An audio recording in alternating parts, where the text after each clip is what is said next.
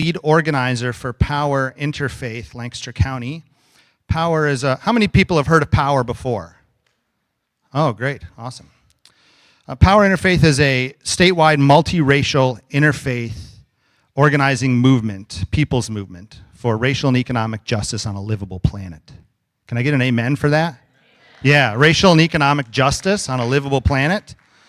We have a hopeful vision for the world that is not yet, but we believe we are called as people of faith and moral courage to embody the world we want to see, to be agents of change in the political and public arena, so that we can together create a world in which all people and all creatures live with dignity and harmony.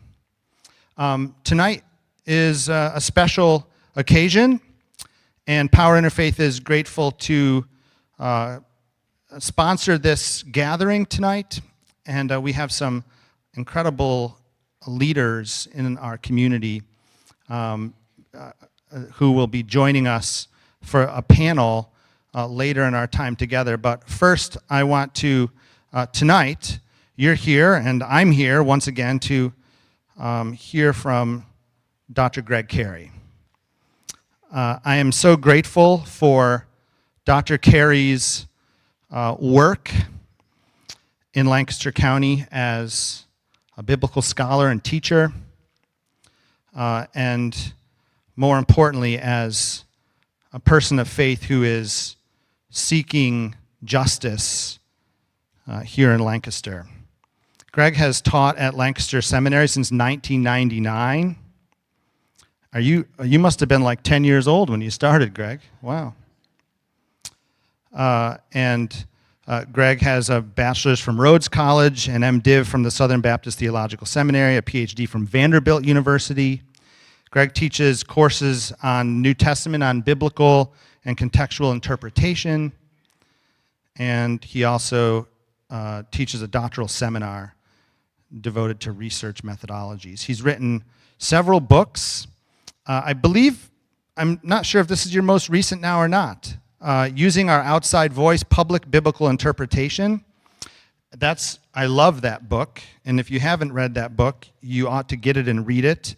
The church needs to remember that we're called to use an outside voice and to be public witness. And Greg has devoted himself to teaching the church in that way. Greg is on sabbatical. Some sabbatical, Greg. I feel like he's working harder during sabbatical. I don't know. But he's been really an important leader in telling this story about Christian nationalism, what it is, how it's come to be, how it functions in our communities, and why it's dangerous.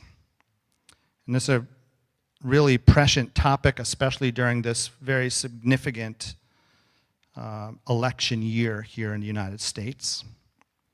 And Greg, I like to say, he doesn't like me to say this, but I feel like Greg is an expert on this at this point in his study, in his understanding, and in the amount of time he's spent teaching others about this. So, without further ado, Dr. Greg Carey.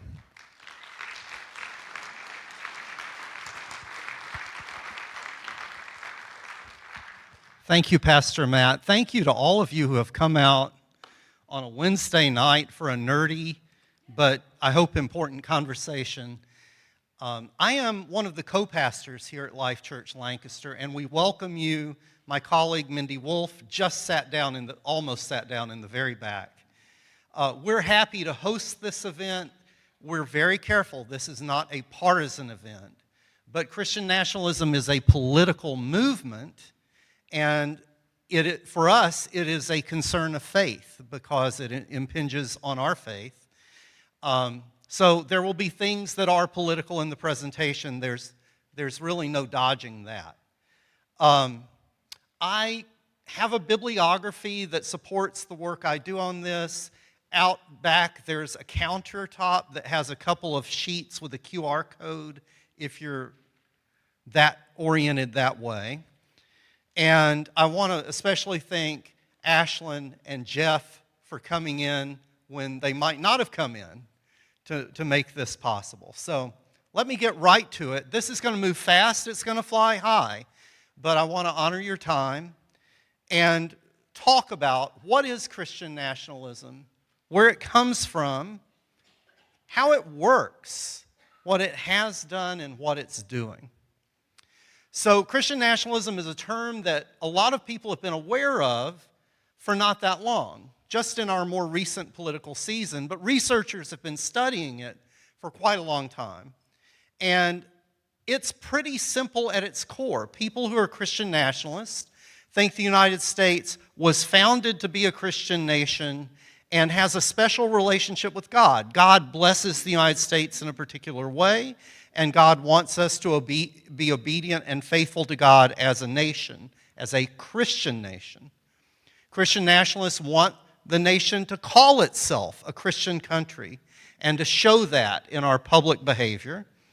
And Christian nationalists want the United States to govern itself according to Christian or biblical principles. That gets sticky. I mean, I'm in a church. Some of you belong to churches. Our churches, many of them have public statements on public policy issues. Guess what? Christians don't agree on a lot of stuff. And so which interpretation of Christian principles gets to be Christian? So when I share that factor, that complicates what Christian nationalism is. This is simple. This isn't. Christian nationalists have coalesced around a fairly narrow political agenda, and then they call it Christian or biblical. It's okay to do that. Unfortunately, the media tends to act like they are right, and all Christians share that view. In fact, Christian nationalism is hurting a lot of churches because people are so repelled by it that they avoid churches that would actively reject Christian nationalism. But it's an attempt to take this political agenda and make it the nation's agenda, but also to do so in the name of Jesus Christ. If you think about it, if somebody says they think Jesus is king, which isn't my favorite language, and then they say they speak for Jesus, notice the two things together, that doesn't add up to democracy. Right? That doesn't add up to a pluralistic society because they're claiming that their worldview should have dominion over others. We see Christian nationalism in our local and national politics in a lot of ways.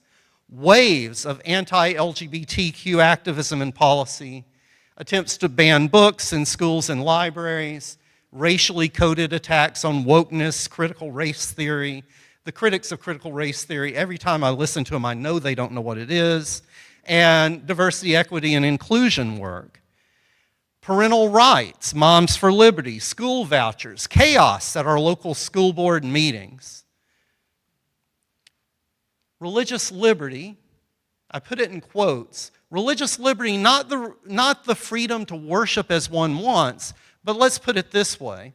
Maybe I own properties, but I don't want to rent to LGBTQ couples or mixed race couples. And I say that's because I'm a Christian.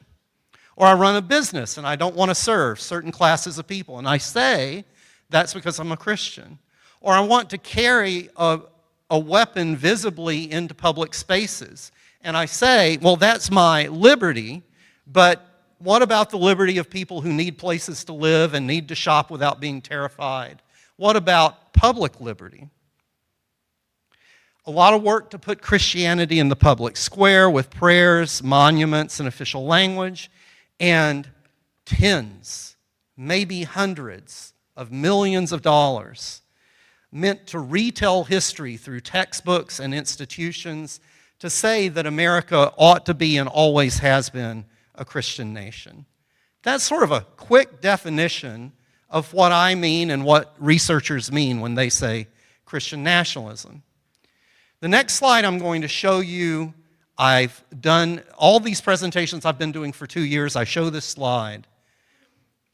It's a little warm, so I'm warning you. What does Christian nationalism look like when we see it? So you might remember this moment, right? It's the summer of 2020. Black Lives Matter protests are happening. So there's racial tension.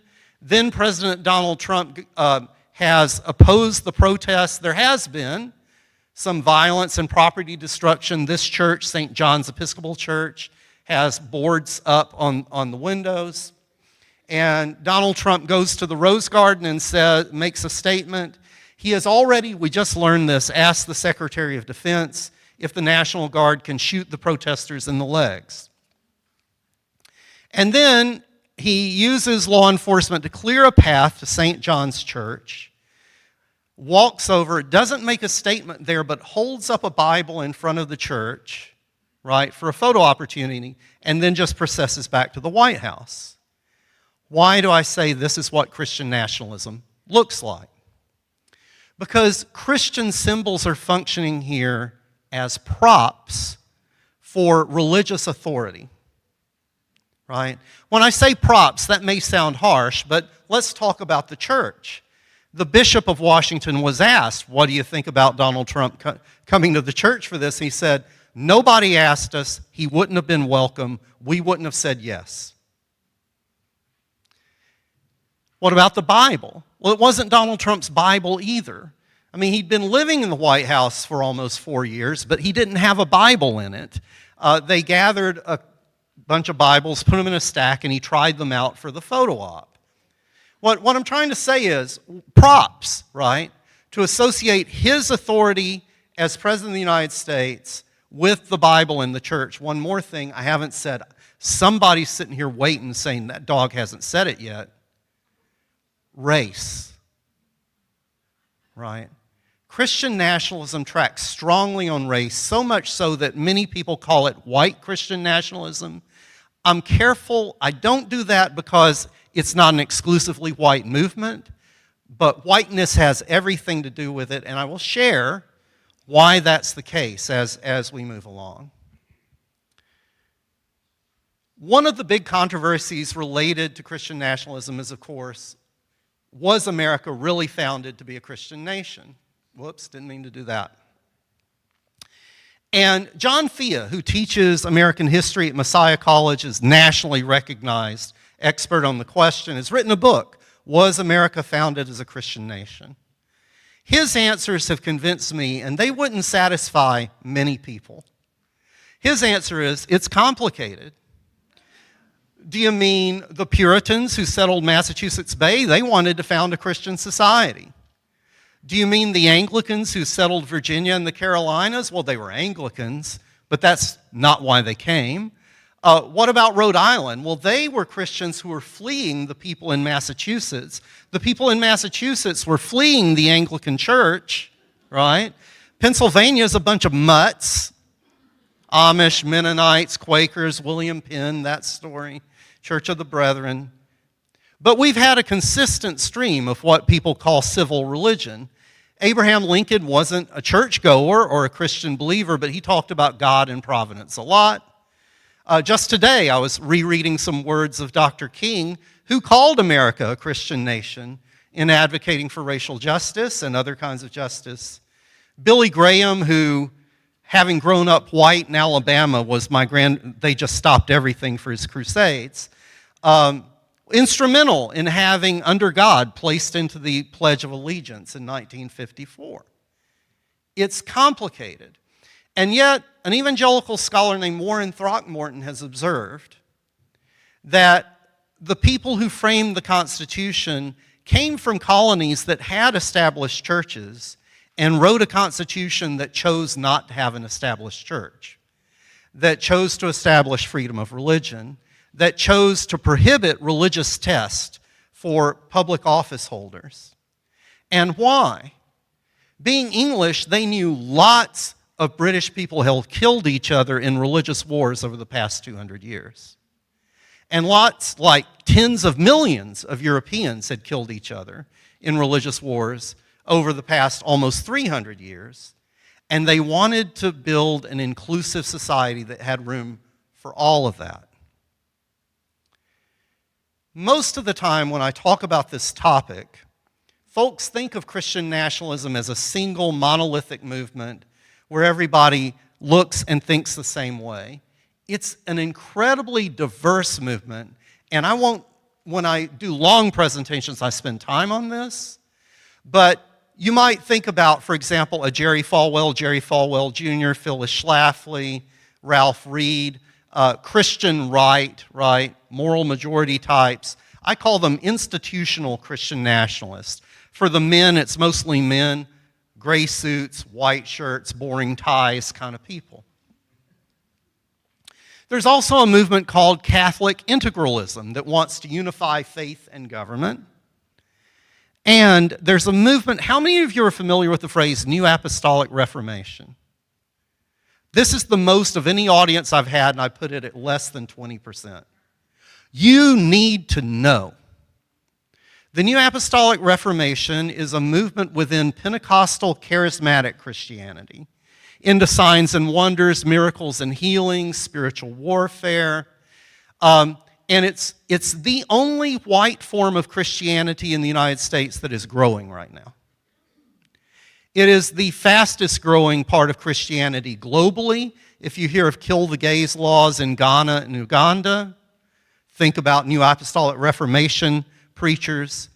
You need to know that the preachers claim to be networked together as apostles and prophets. That is, God speaks directly to and through them, often in dreams and visions.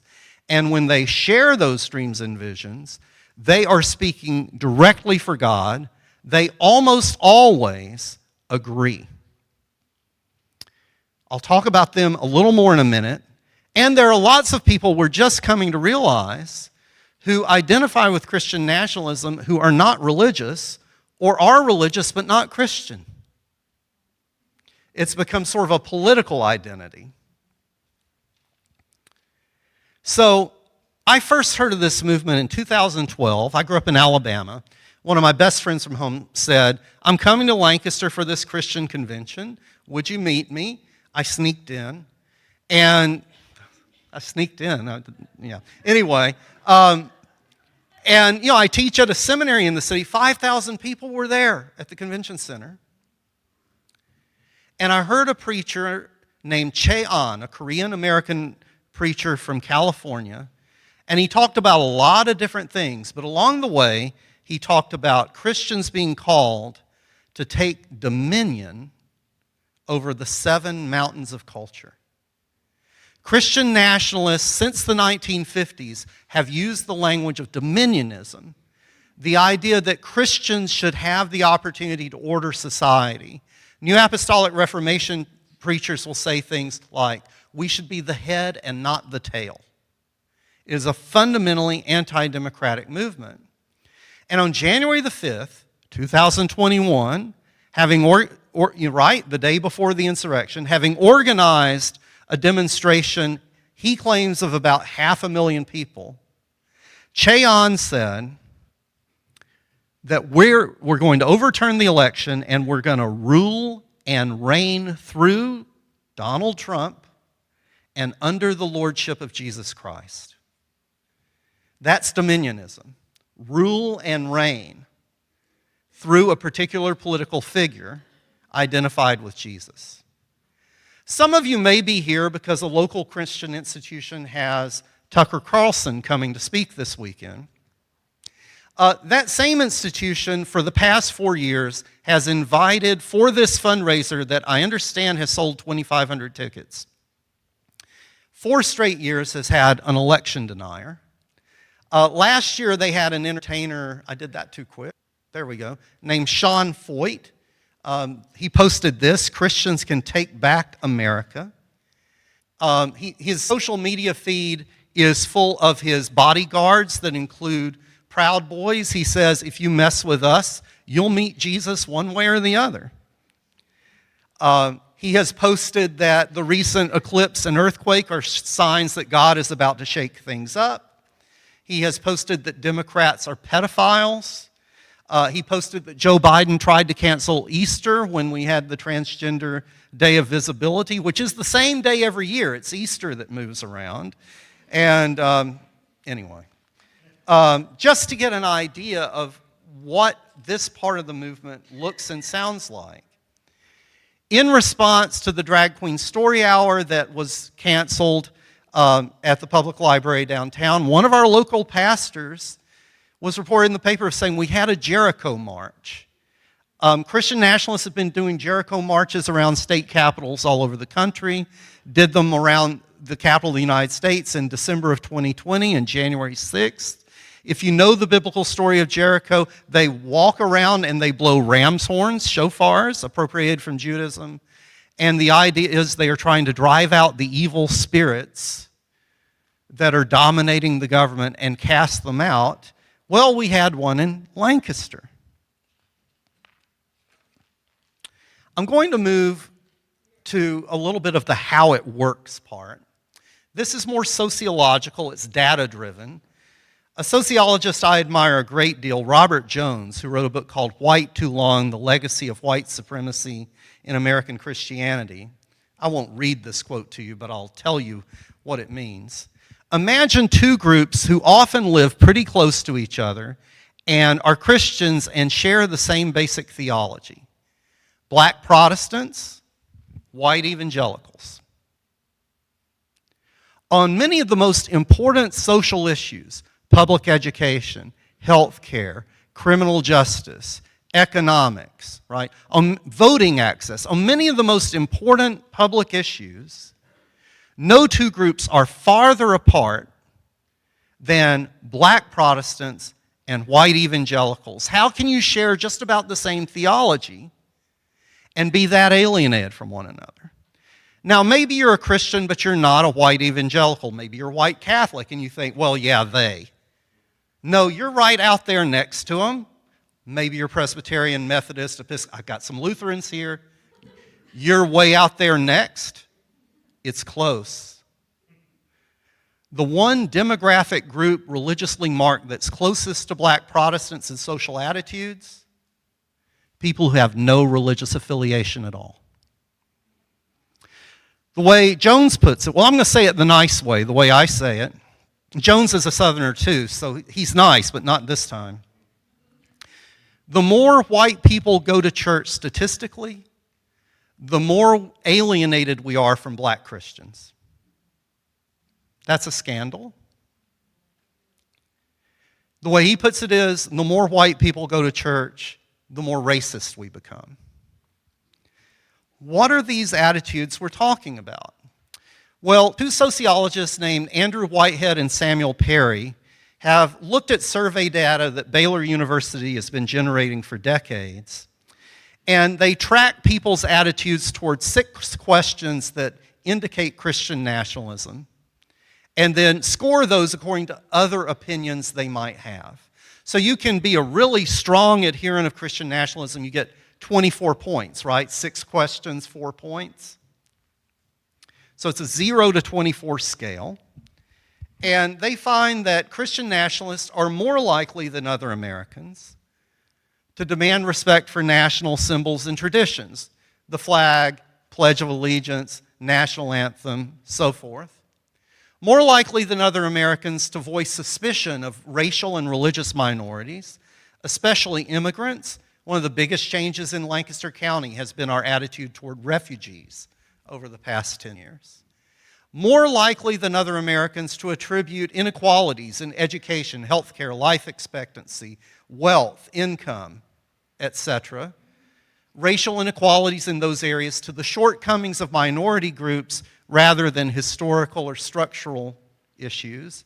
More likely to condone police violence and to distrust narratives involving inequality in the criminal justice system. More likely than other Americans to support restrictive voting measures. We'll talk about that. More likely than other Americans to think whites and Christians are the most persecuted groups in the country. More likely than other Americans, and we have just endured a lot of it with COVID, to oppose scientists and science education, which filters into issues like public health, like vaccines, like climate change. And for 70 going on 80 years, Christian nationalists have been out to destroy or take over public education. Whenever you hear a politician recommending school vouchers for private schools, that's trying to undermine public education. Whenever you hear them talking about parental choice, that's to create chaos in a classroom. I'm the child of a high school English teacher who had 140 students, right, in a semester. If every parent is controlling the curriculum, how do you teach anybody anything, right? All of these things we see at our school board meetings, that's the ultimate thing. The folks who go and are active, they may not know that actually, but the people who organize it and choose the issues, and the issues change by the season, right? D. James Kennedy, Presbyterian preacher you may have seen on TV, said the modern public education system was begun in an effort to deliver children from the Christian religion. David Barton, who runs around the country saying the founders were all great theologians, says schools have become the enemy of the country.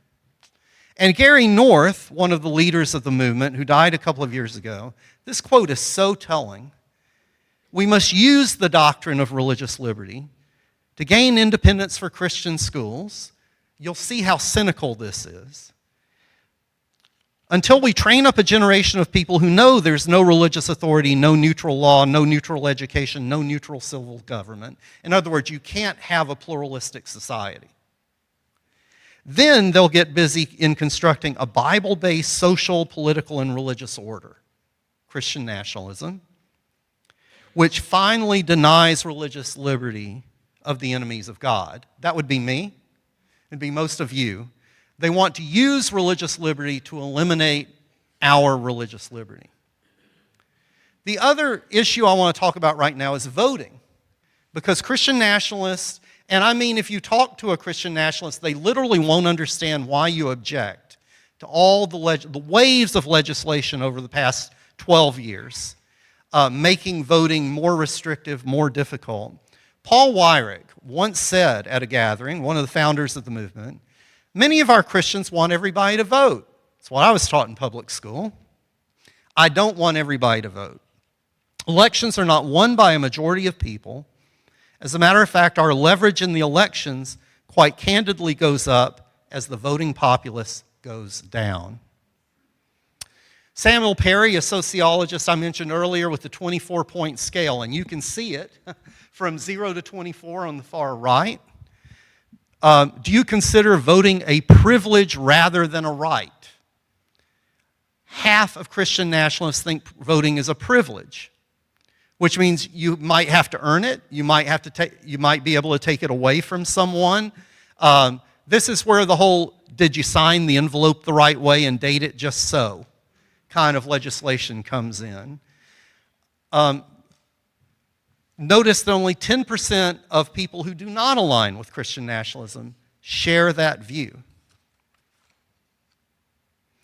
Here's the scary one, Robert Jones again. This is recent, last year. For the past several years, the percentage of Americans who think political violence might be a necessary thing has been increasing. White Americans who agree with this survey prompt, God intended America to be a promised land for European Christians. You hear Christian nationalism, promised land, racism, European Christians, are 4 times as likely as those who disagree to also think true American patriots may have to resort to violence in order to save our country. 43% of white people who affirmed the first thing were affirming the second last year. So what was the January 6th insurrection? What were the email threats to library officials here in Lancaster County? They were political violence. And New Apostolic Reformation leaders were involved in planning January 6th. A dozen or 15 of them were in the White House a week before for about 2 hours. And a couple shared, we had a wonderful time of prayer and strategizing. On January the 6th, 4 public protests permits were issued. 6 were issued. 4 to New Apostolic Reformation preachers.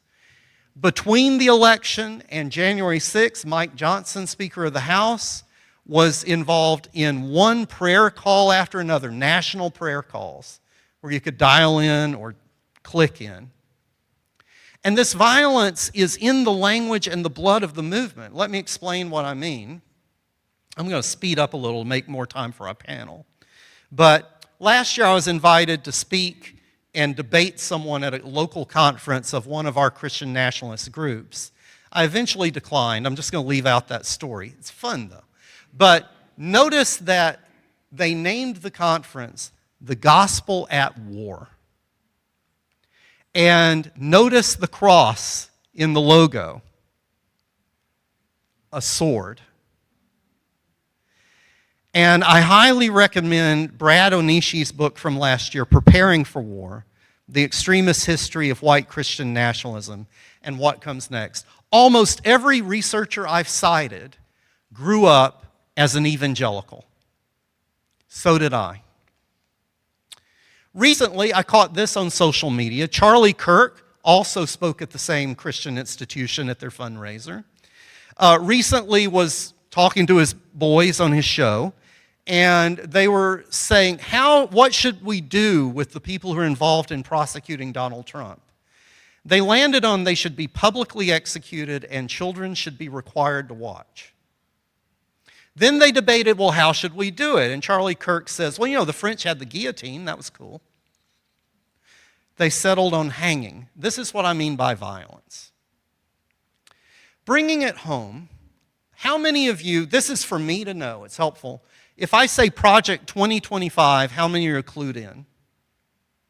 Okay, that's close to half, but it's not there. You got to know. And you can just Google it. You can read the whole materials related to it on a website.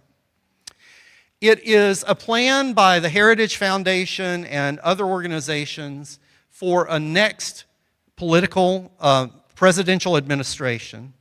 And it is shot through with Christian nationalism. Partner organizations include the American Association of Pro-Life Obstetricians and Gynecologists, the American Families Association, the Center for Renewing America, Family Research Council, James Dobson Family Institute, Moms for Liberty. The guy who wrote the chapter on the executive branch, which is chapter 2, Russell Vaught, is an avowed Christian nationalist. And in a tweet recently, he said that we need to talk with William Wolfe about how to build a good Christian nationalism in the United States. Well, William Wolfe was an editor of this document that came out last year, the Statement on Christian Nationalism in the Gospel. And among its affirmations, we affirm that a nation is not merely an idea, abstract principle, or ideology, but tangibly defined by a particular body of people in a particular place. We affirm that a particular people are necessarily bound together by a shared culture, customs, history, and lineage. Can I tell you how close this is to Nazism? Right? Lineage. While sharing common interests, values, languages, and worship. Of the 4 priorities of Project 2025, the first is to restore the family as the centerpiece of American life and protect our children. Who's not for children? Who's not for families? But of course, they mean a particular kind of family and not others. The second is to dismantle the administrative state and return self-governance to the American people. So good luck with public health, with clean water to drink, and so forth. I'd just like to share, you can go on the website and read this. If you apply for a job in the new administration through the website, these are the questions they will ask you to write about. The police in America are systemically racist. The president should be able to advance his or her agenda through the bureaucracy without hindrance from unelected federal officials. No Department of Justice slowing anything down. The education industry should be open to increased competition through vouchers or tax credits for private schools. Remember that private schools don't have to take a child who has disabilities, or behavior problems, right? What do you think? Does life have a right to legal protection from conception to natural death? The permanent institutions of family and religion are foundational to American freedom and the common good. The federal government should recognize only two unchanging sexes, male and female, as a matter of policy.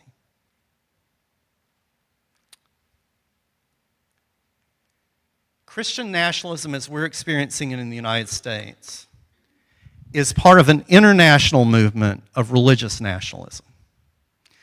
Through Power Interfaith, I had the opportunity last year to study with activists from the United States and pro-democracy activists in Hungary and see what's happened there.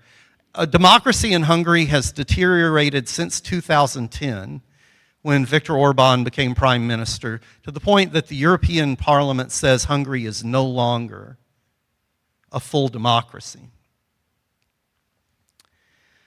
Orban, the Conservative Political Action Conference, CPAC, one of the critical organizations in right-wing politics, chose for the first time last year to have its meeting outside the United States. Imagine what would happen if a liberal political organization decided to have their meeting in Budapest. And then when they met in Dallas, Orban was the keynote speaker. And just a few weeks ago, Orban visited Mar-a-Lago. And do you know that some of the laws that are happening in the United States, like don't say gay, came from Hungary first? Apostle Jim Garlow, New Apostolic Reformation figure, who Mike Johnson says is one of his mentors, said Orban may be one of the best leaders in the world, probably the most biblically grounded. I honestly don't know what that means. And after his visit with Donald Trump, Trump said he's a very great leader, a very strong man being code for dictator, right? I mean, that is the term for dictator. Some people don't like him because he's too strong. It's nice having a strong man running your country. Viktor Orban, he's one of the strongest leaders in the world. He's the leader of, Turkey. But that slip is telling, because Orban uses Christianity to articulate why his government wants to keep immigrants out and why they want to persecute LGBTQ people. We're a Christian nation. 11% of Hungarians go to church. Vladimir Putin, same thing. 9% of Russians. Bolsonaro in Brazil, Christian nationalism. What about Turkey? Erdogan, Islamic nationalism. Netanyahu in Israel, Jewish nationalism. Modi in Israel, Hindu nationalism. And the thing is, try to find one of them saying something bad about one of the others. They align with each other all the time. I just learned that Ann Applebaum has a book coming out about the ways these figures work with each other to support one another. The other thing you'd want to know is, why do these people admire Hungary or Russia? Think about how rich should Russia be? But corruption. Why doesn't Hungary even qualify for the euro? All of these movements breed corruption. So I'm going to, when our panelists come up, which is just a minute, ask them a few questions. One of them is what their recommendations are for how we should move ahead. But I just want to point out for now some things I think we need to be doing. And I'll be as brief as I can. The first is, notice the temperature of our society, how much resentment, suspicion, anger, fear, broken relationships we have. If you want to be able to live in the society and be effective, guard your spirit. I could say that Christianly and talk about our spiritual practices. Maybe you're not a religious person or a Christian person, and you have other practices like your pet, or your walks, or your friends, or a great cup of tea and a quiet moment. Poetry, I don't know. But whatever keeps your spirit pliable, kind, peaceable, tend to that. Because I'm going to ask you to do some other things. I'm going to ask you to be vigilant. Read the news, local especially. What's going on at the county commissioners, the school board meetings? Right? How is Christian nationalism showing up here, here, and here? National news is important too. I don't watch network news anymore because it makes me, and it's designed to make me angry, fearful, and feeling superior to other people. Not helpful. This is a time when if you love democracy, you have to be active and you have to organize. Whether that's a party, a grassroots organization like Power Interfaith, you have to, if you can give, you should be giving. If you can volunteer, you should be volunteering. If you don't want to knock on doors, call people to ask them to knock on doors. Whatever it is, you have to organize. Democracy is not going to save itself. There's incredible research on how democracies fall. And the main answer is people watch it happen and complain about it. So you have to organize. Don't forget, though, when you're having a conversation with someone, and maybe they're a little aggressive, to treat them as human beings with dignity. If they're being abusive or rude or, whatever, step out of the conversation. Just say, look, I'm not here for that. And then the last suggestion I have, and this comes from Black churches and white evangelical church traditions. Some of you may know this language. I've adapted it. I'm not asking you to do what we do that way. Testify. What I mean by testify is, in these church traditions, sometimes they have religious services where all they do is sing and pray and people stand up and share their story of how their faith has been beneficial in their lives. I'm not asking you to do that. But your chances of being in a political conversation with someone and you or I saying something so smart they change their minds are just unbelievably small. Doesn't happen. What can happen? How can you be effective? And I want to ask you to do this soon.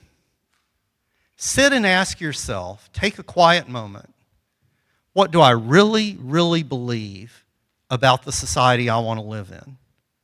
Or what is it that I love about this society? I don't know. I love meeting new people from different parts of the world.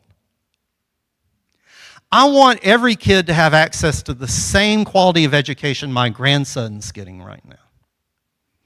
I want to live in a society where everyone has dignity and everyone has a voice. And you don't get to dominate the rest because you're richer, and you don't get to dominate the rest because of your religious beliefs. I want to live in a society where everybody has their place and their contribution and their value. I'm testifying to you, right? These are things I believe in my core, and they are hard to argue against. I'm not saying someone won't do it. But the psychological effect of doing that is important. Because it demonstrates to someone else that you're operating from your heart. And it can, in the long run, have the effect of just pulling a thread out from under their certainty about certain things. I'll share one personal story and then I'm done.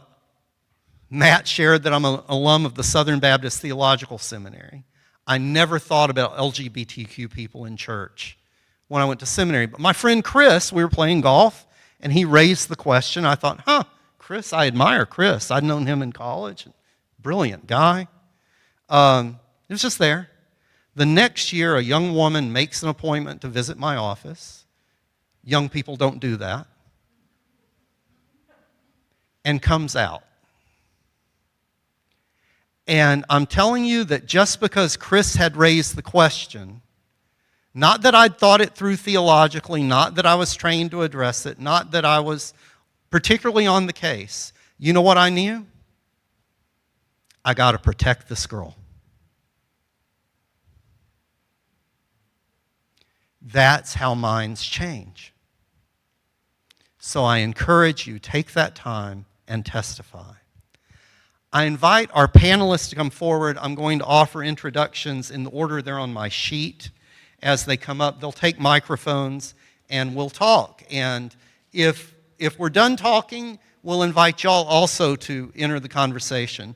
But please come on up. Dr. Keisha Morant-Williams is an accomplished communicator, researcher, and advocate who's committed to building human and social capital in academic and community spaces. Y'all can come up. I'll step over. Is that better?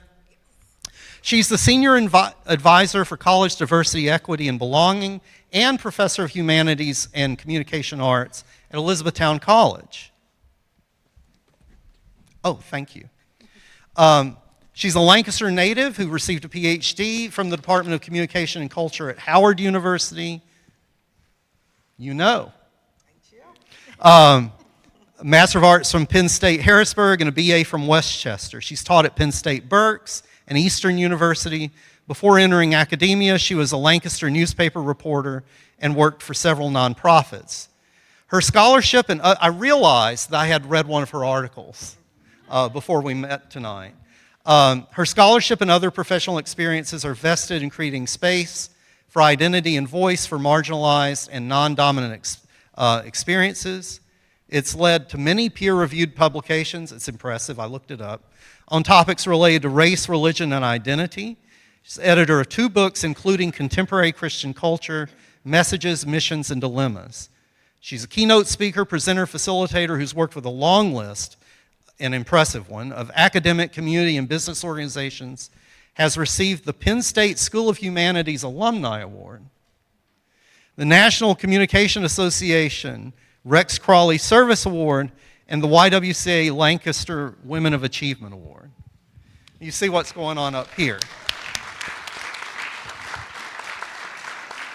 Reverend Matt Linehan just introduced himself, pastor of Zion Lutheran, lead organizer for Power Interfaith Lancaster County, the director of something really cool, the Whittle Farm Growing Project, which is an agricultural ministry of Lutheran Camping Corporation. Recently completed his Doctor of Ministry and will graduate from United Lutheran Seminary in May.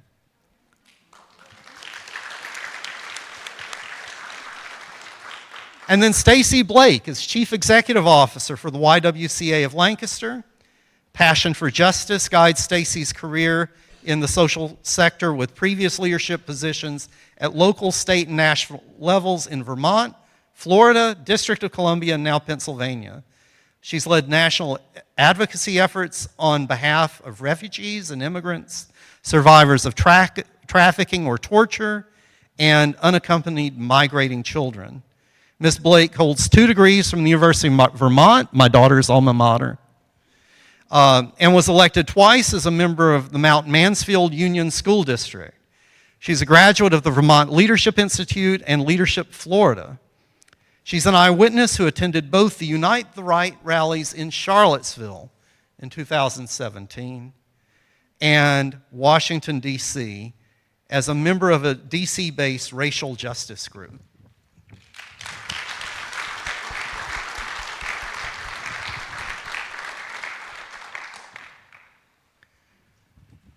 So I don't know what these people are going to do, but I told them what I would ask them.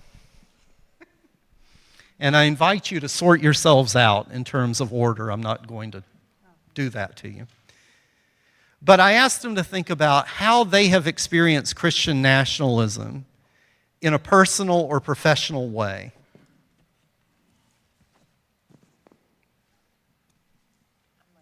I knew you were ready. Oh, yeah, okay. Good evening. You want to hold it up tight, though. So actually, I want to testify about my personal experience with Christian nationalism. And I made notes because I don't want to be overwhelmed or distracted. So in the summer of 2017, my husband and I were living and working in Washington, D.C. as supporters of refugees, of health care, of reproductive rights, of equity, and more, We had attended and experienced our share of rallies and protests across DC that year. Our church, Capitol Hill United Methodist, actively supported Black Lives Matter efforts, was an open and affirming church with a female pastor who happily married gay couples, and supported the Poor People's Campaign. We made some friends and joined a loosely organized group called Surge, showing up for racial justice. A friend from the group invited us to join him in Charlottesville to support some church groups who were facing a rally organized to save the Robert E. Lee statue in the city park. This rally, the Unite the Right rally, was formed to demonstrate white supremacy's strength by bringing together a variety of groups in support for keeping the statue in place. The statue had been raised in 1924, and folks who love this statue see Lee as a strong leader preserving the Southern way of life. The citizens of Charlottesville saw Lee as a traitor to the United States, an enslaver and commander of the Confederate Army whose statue disrespected a number of different segments of the community. Public opinions of Confederate statues across the nation had changed and shifted over time, and Charlottesville's reckoning had come. That day proved pivotal in my life. I barely missed being injured or killed by a white supremacist whose name I will not repeat. That day, I was face to face with white nationalists. I mistook the heavily armed militias for actual legitimate police. I saw state police and National Guards overrun by violent militias and unable to protect peaceful marchers. I saw a downtown decimated, with all stores closed, frightened workers looking out the windows. The pedestrian mall had injured people wandering around, and the corners had these groups of men with weapons and flags all gathered at various corners in the downtown area.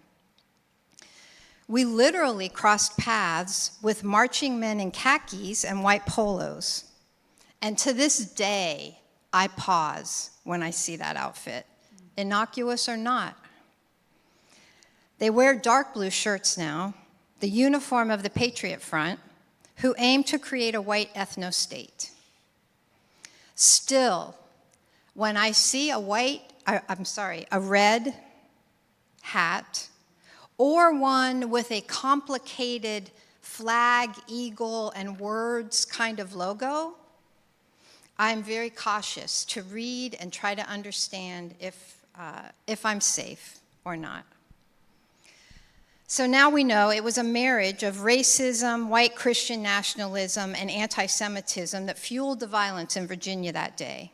Heather Heyer was killed in the street where we were, and 2 state police officers were killed when their helicopter crashed. They had hovered over us all morning. Jews will not replace us is a phrase I had never heard. And when I heard it, I didn't understand it. This was evidence of the deep anti-Semitism obvious in the coalition that formed the Unite the Right rally. This coalition included the Klan, Pennsylvania, New York, and Virginia private militias, the 3%ers, Confederates, and Nazis, anti-Semitic and anti-Islamic groups, alt-right groups, and more. We were part of a group of protesters marching along the side streets of the city. Joyful chanting, singing, there were drummers, kids, college students, families, faith leaders, community members. I still have a video on my phone from 1:39 p.m. on that day in the corner beside the parking garage of the group chanting Black Lives Matter. Our clear goals were to support the faith community, some of whom had been trapped in their houses of worship the night before by the roving bands of tiki torch-wielding white supremacists who encircled their churches and prevented people from leaving. Specifically, Black and Jewish groups were trapped in their churches and synagogue. So I learned later that we were labeled Antifa and dangerous. Again, I didn't understand this term. If it meant anti-fascist, then yes, like my grandfather who served in the Air Force during World War II, I'm Antifa. Anything else, I have no idea. I saw no weapons among our group, but I did see defensive tools of broomsticks and bike helmets. One person with us passed out COVID-style masks, although we didn't know that's what that was at the time, in case tear gas was sprayed, and we laughingly put these in the backpack. I had a nice little purse to hold my phone and a snack. I was wearing a Wonder Woman t-shirt, Converse tennis shoes, a black hat, and if you Google the crash, you will see me standing beside the mailbox. I had just stepped out of the street up onto the sidewalk to wait for our group to catch up when the crash occurred. After, our group gathered there at the corner, just frozen, traumatized, unsure how to proceed. The crash was loud. The sounds after were confusing, including thud, thud, thud, thud, thud. I understood later that was the sound of bodies falling back to the ground. My life changed that day because I saw clearly whiteness will not protect me. Heather Heyer was white. Being a Christian would not protect me because the new Christian nationalism was not about love and care for others. I was standing with faith leaders. Peacefully protesting would not be safe. Working on policy solutions in DC was not serving me because I was so far removed from what was happening in communities, and that my possibly limited time on earth, because of what I believe, would best be spent working on what matters most to me, eliminating racism and empowering women. Thank you.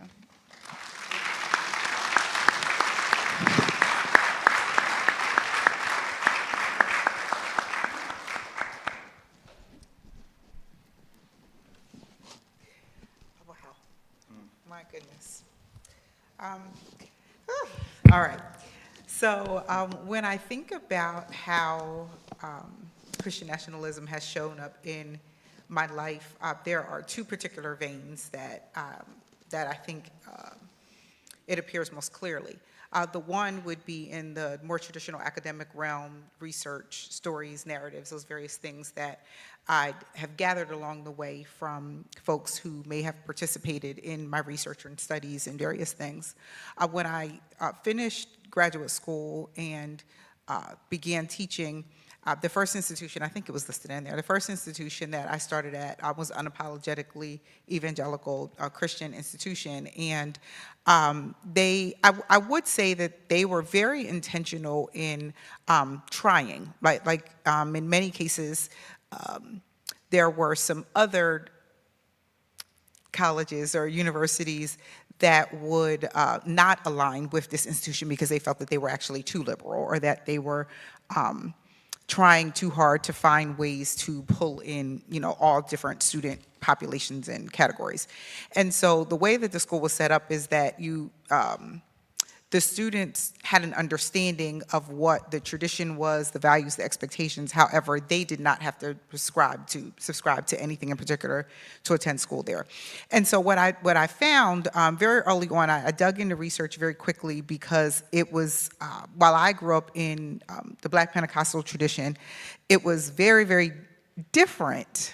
There were some similarities, but still very, very different. And there seemed to be this space of where students who, like Black students or Hispanic students or whoever may have attended, did not feel that their experiences, say if they were in church or if they were attending multicultural congregations or mostly white congregations, that the worship style was fine, the sermons were fine, but when it came to issues of really digging into social justice or things that might be impacting non-mainstream identities, no. Like, no, why are we talking about this here? No, you can go do that someplace else. And so they talked a lot about the exclusion, feeling hurt, feeling left out, like what is going on? And at that time, I didn't necessarily have this definition or this frame to give of where that was some of the Christian nationalism type rhetoric and environment and frames were developing. Some other things that I think about as it relates to research and in thinking even about the article that you mentioned reading, there is a Christian hip hop artist. I don't necessarily know what he defines himself as in regards to what type of artist he is at the moment. But in the beginning, his work was not what you would consider controversial. Like it was very sort of along the lines of standard scriptural, but then also just very standard and not pushing the envelope in any way. As soon as the artist began, same thing, to speak out about injustice, to speak out about equity, to speak out about, wait a minute, maybe there's some shades of gray to some of these things. He was essentially like, blackballed and well, I don't really want to use that, but he was basically pushed out of the industry by the folks who had been his supporters for the longest time. So I really began to grapple with that in some spaces because I think that, as you mentioned, there are many folks who might not fully subscribe to this or even know that some of their actions and behaviors are subscribing to this because they might believe this component or they might believe that component, and they might say, I'm going to link with this group out of ignorance. I'm going to link with this group, or I'm going to align with a particular candidate or so on and so forth because of this particular characteristic, but it's obviously especially harmful and it's leading into that frame. On a personal note, I think that my experiences with it most certainly came from when I was on a school board in my local area. And all of the, the examples, all of the things that we see in the news all of the time, those things were beginning to happen during that period. There was a lot of conversation, especially linked to, COVID and the anti-science components and all of that over and over and over again. But where I was like, oh my goodness, like very clearly seeing this, I don't want to, like the various binaries, but very, very clearly seeing this in action was because I don't think a lot of the people who my children also go to the school. So I don't think that a lot of the people who interacted with me and my children who were in like kindergarten and, second grade knew who I was. And so how they would interact with me socially when it came to my children or their children, I was the best person in the world. But how they interacted with me in writing as a school board member was vastly different. It was all of the things that we've discussed here. And so there were times where I remember calling another school board member and I said, is this the person? Yes, that's exactly who it is. And so like that really did something to me, like, of my goodness, that I get it. Like different folks see me as different things. But to really be able to very clearly in black and white look at how I was treated on the mom thread versus how I was treated as the school board member was most certainly very, very clear examples of this. So.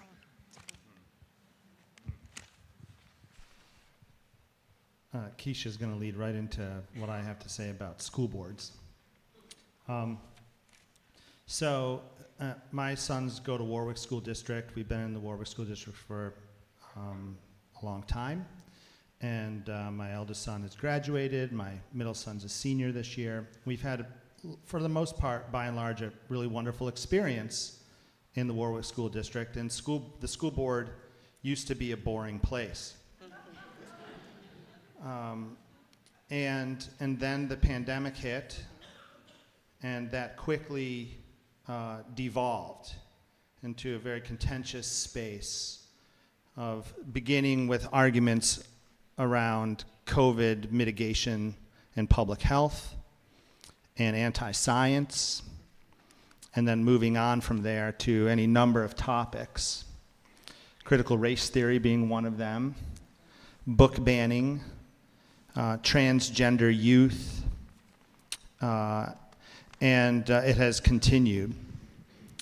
And there's a local Lancaster County Moms for Liberty chapter that is pretty active, and one of the leaders is a part of Warwick School District, and they were coming to meetings regularly and speaking against the schools and suggesting that public education was propagating Marxism, socialism, Nazism, all kinds of evil isms, if you will, and not Christianity, which is what it ought to have been doing.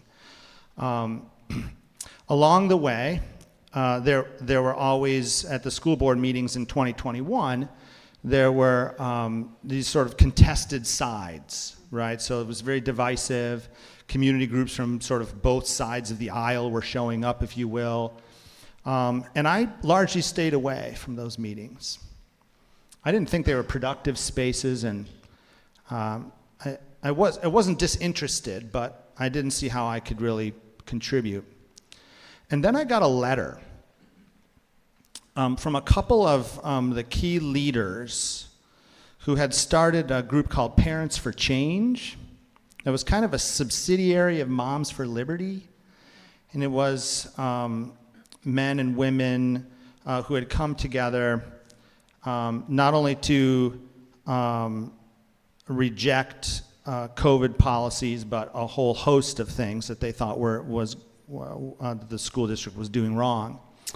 And they had come to every meeting, and this one person in particular had been thrown out of a couple of school board meetings, actually, because of his incendiary comments, particularly targeting LGBTQ students and adults.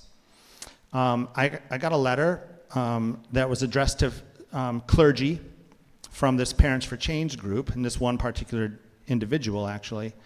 They wanted to have a meeting to encourage more clergy to be involved in their movement, to come to the school board meetings and fight for parental rights.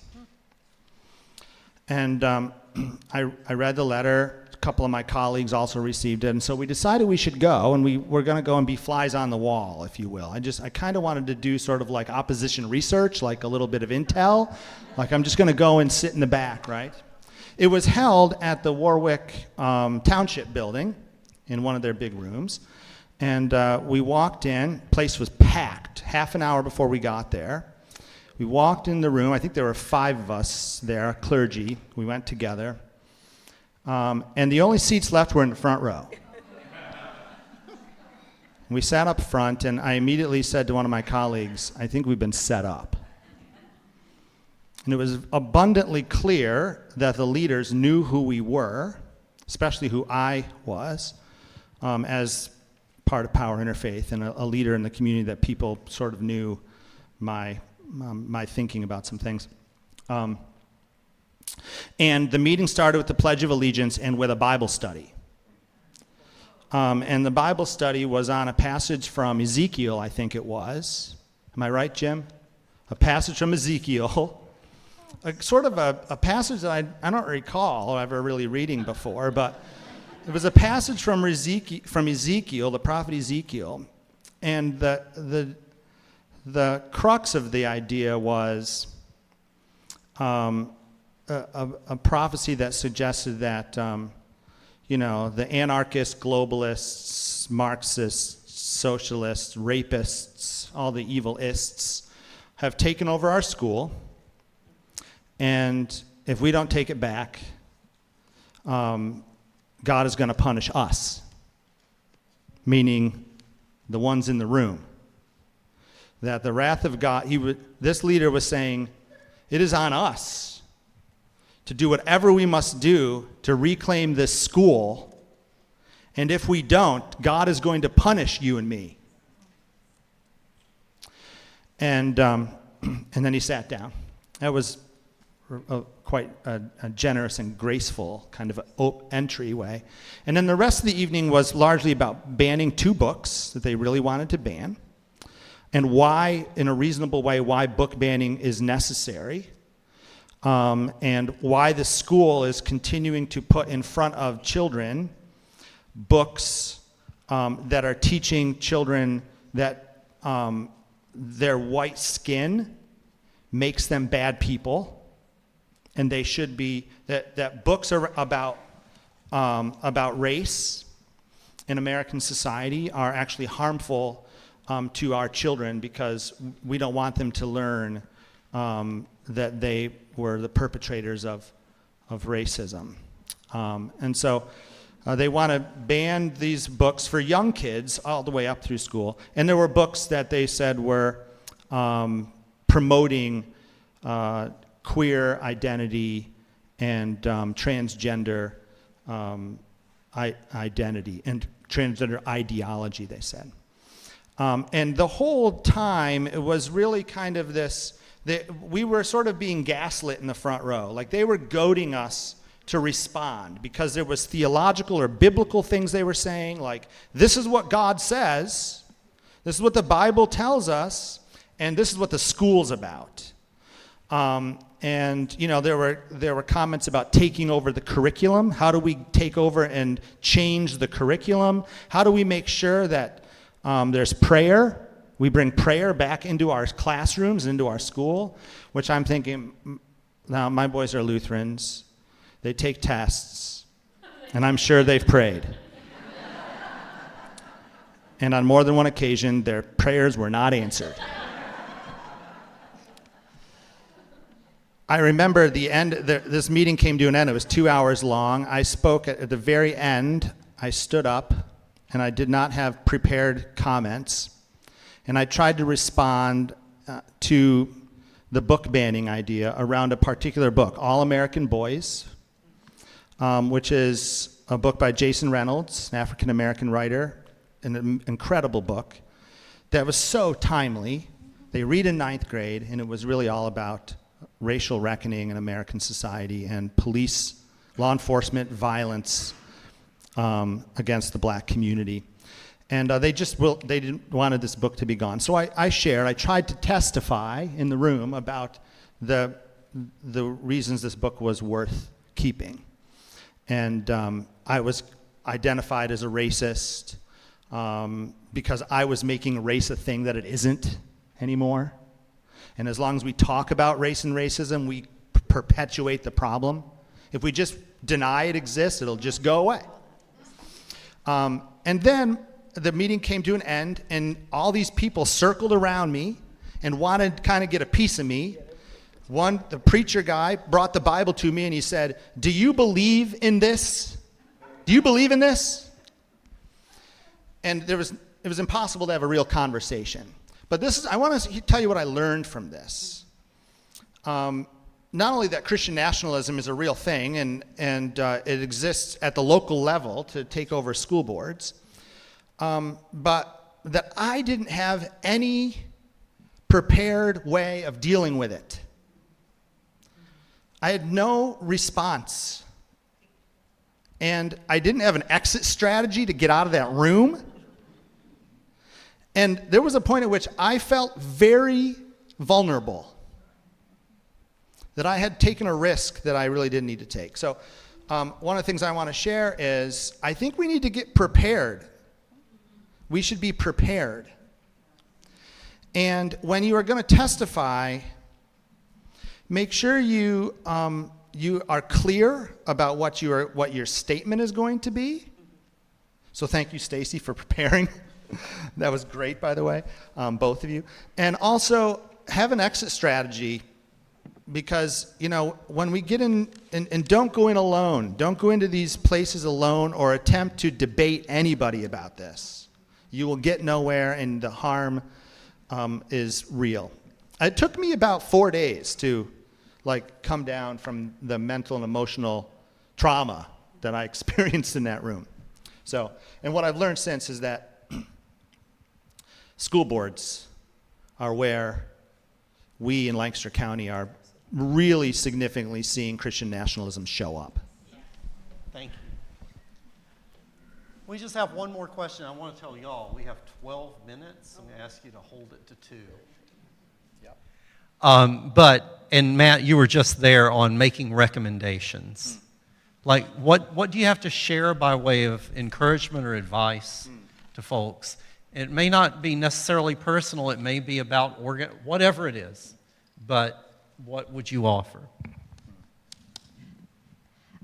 I intentionally wanted to share this story tonight once I was asked to participate, because I want you to understand the real violence that I'm talking about.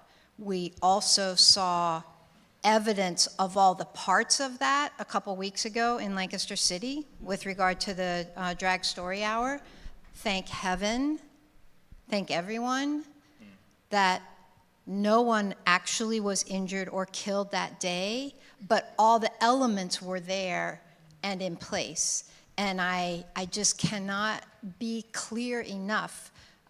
Even the building that I work in at the corner of Orange and Lime has been subject to theft and unlawful entry by grown, retired white men who live in the community who are coming to talk sense to me about what I'm doing wrong and how I'm misunderstanding what I should be doing. I also keep a file of the mail that I receive that comes with words cut out of the newspaper. So this is real. Like I just can't emphasize enough that this is real, and we need to learn. I am so grateful to you for this, the work that you're doing to share this message in so many places. I already have another place for you to do it. So I want you to believe what you heard tonight, and I want you to share this knowledge and be thinking intentionally about how you will prepare yourself and your friends to confront what's happening around us. I think the core things that I would suggest, one is to really lean into dismantling the hierarchy of human value. One of the things that we've been able to do at E-Town, and I know that the Y actually did it with F&M, is we just received a designation to be a Truth, Racial Healing, and Transformation Campus Center. And the work that we are really able to dig into, our partners are actually E-Town Church of the Brethren, and they were already, doing what made sense for them, for their congregation in E-Town's community. They already, took out an ad in the newspaper, calling out certain things. They already found ways to support our students on the margins, like as the semester's opening up. So finding, be very intentional in dismantling that this group matters more than this, because that's really at the core of this, is that certain folks truly believe that they matter more than other folks. The other thing that I'd mention is that I'm reminding ourselves very consistently that the pie isn't ours. Like the pie isn't yours, it isn't mine, it isn't, the pie just exists. If there's anything that I feel like I say over and over and over again in many spaces, or the conversations, even from very well-meaning people, sometimes they might say, all right, so if I buy into this equity thing, or if I buy into this diversity component, what does that mean about my child? So will that Black kid or that Hispanic kid or that other child who's on the margin take my kid's spot? And then I'll say, let's back up for a minute. Did you hear what you just said? And sometimes they're like, what?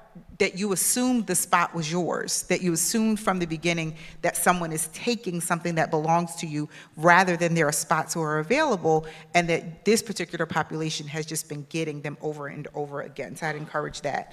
The other thing is, you mentioned another location, continue to get involved and link with groups. I know that myself and one of the representatives from E-Town Church of the Brethren, we're doing a presentation at Quest, I think it might be called. I'm not sure if some folks participate in that.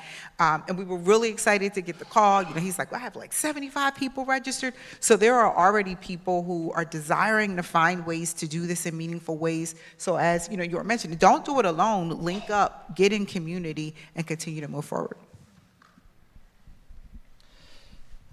Educate yourself and others just a little snippet. Lancaster County Action, Americans for Christian Traditions in Our Nation, is an active political group. And they just recently had, on Saturday actually, a breakfast event at Eden Resort called Taking Back Our Schools. They brought in a woman, an activist from some other state. And so I say that to you just to say that Christian nationalism is organized to act in Lancaster County. And they are also organized to seek out and vet particular candidates for public office.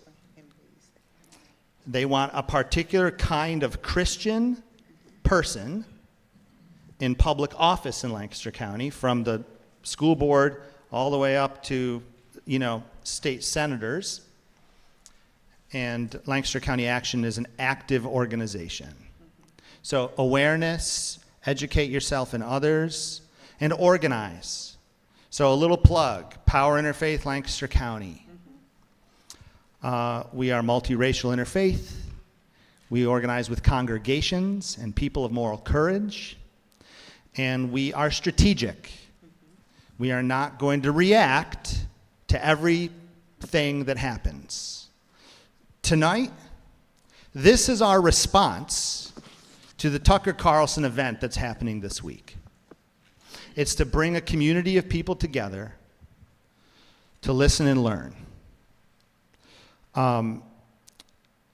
There's a protest, I think, scheduled or planned for there. And there's a place for public action and for agitation, creating tension. But in Power, in our organizing, we want to be very clear and strategic about when we show up and how we show up and why. And we don't want them to just sort of get a reaction out of us. And so finally, I'll say tomorrow, for example, Power Interfaith is holding a large rally, a Justice for Education rally at McCaskey, J.P. McCaskey, outside at 4 o'clock. There's going to be, a few hundred people, maybe more if y'all come. And the intention of this rally is to encourage, make a demand, draw attention to our local elected leaders, to the potential right now to fully and fairly fund public education in Pennsylvania.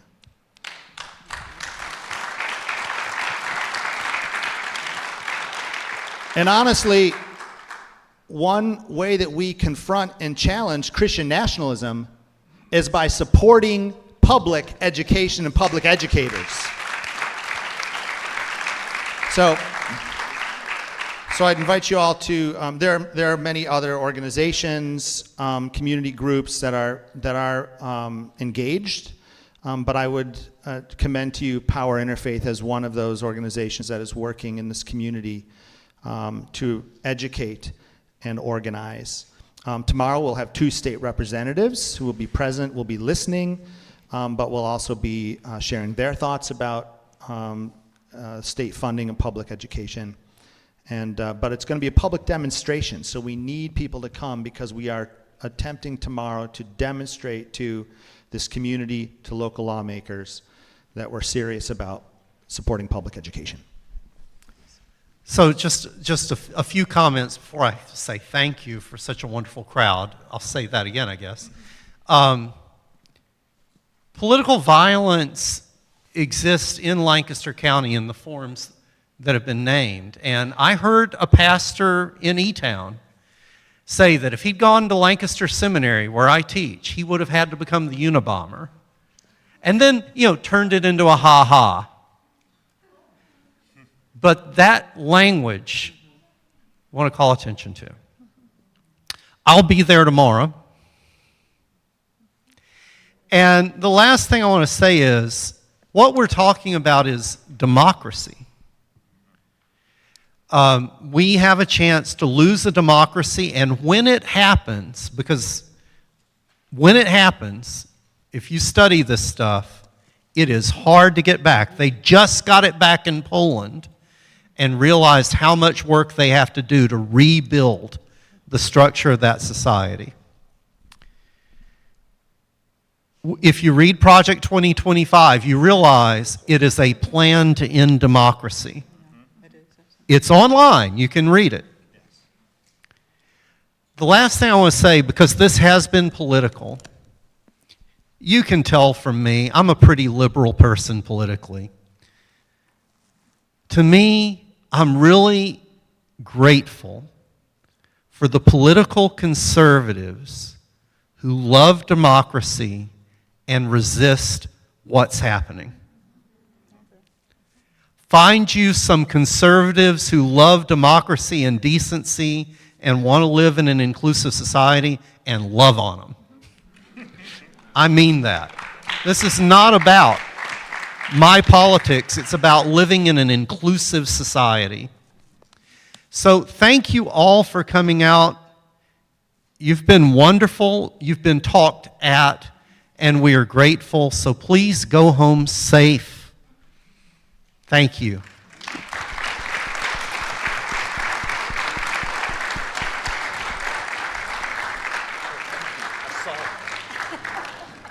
It's my school pin. Yeah, that Project 2025 is no joke. When we got it, it was, I think they're trying to give us the signature pin. It was through AAC, American Colleges, and she wouldn't even send it out through her work email. Like,